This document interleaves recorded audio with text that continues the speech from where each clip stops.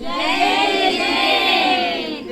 हम महावीर जन्म कल्याणक महोत्सव के उपलक्ष्य में आदिनाथ महिला मंडल का प्रथम कार्यक्रम मनोहर जीवन कल्याण आश्रम में वृद्धाओं को भोजन कराने का है, जिसमें हम सभी आपके सामने खड़े हैं।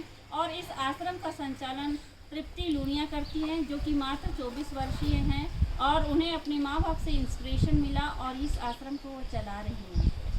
और हम सभी आज उनका बहुत बहुत अनुमोदना करते हैं, बहुत बहुत धन्यवाद करते हैं कि जिन्होंने हमारा आग्रह स्वीकार किया और हम यहाँ पर उपस्थित हुए हैं।